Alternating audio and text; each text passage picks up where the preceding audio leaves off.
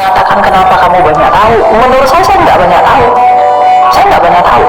Tapi karena memang Alkitab itu adalah pengetahuan itu sendiri, jadi ketika kita menggali lebih dalam, kita akan tahu banyak.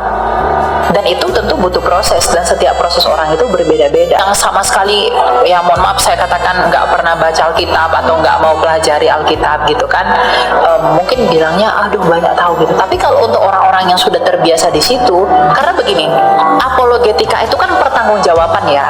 Jadi segala sesuatu itu iblis-iblis di luar kekristenan itu berusaha untuk menggugat Alkitab dari segala sudut. Maka kita sebagai seorang apologet yang bertanggung jawab harus mempertanggungjawabkan semua tuduhan itu. Nah, makanya kita tuh kan dasar kita belajar dasarnya Alkitab dong. Bukan hanya kena asal ngomong aja. Bukan, pasti Alkitab.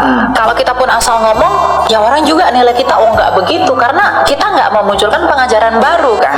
Kita hanya menegaskan pengajaran-pengajaran yang diajarkan Tuhan Yesus, para rasul, bapak-bapak gereja. Kita nggak kemudian saya tampil ke TikTok lalu saya buat pengajaran baru Elianisme atau apa. Enggak. Cara yang saya argumentasikan, meskipun kita nggak bisa pungkiri bahwa banyak perbedaan pendapat, tapi semua itu ada dasarnya dan sudah dinyatakan. Tinggal kita, apakah kita mau cari tahu atau tidak, dan kita cari tahunya mau banyak atau sedikit, kan pilihan ada di tangan kita. Gitu. Jadi bukannya, tapi memang untuk mengajarkan itu adalah karunia. Tidak semua orang diberi Tuhan kemampuan mengajar gitu. Semua orang, ada orang pinter segala macam. Yang pertama, dia belum tentu punya karunia mengajar. Yang kedua, dia belum tentu terpanggil dan berani.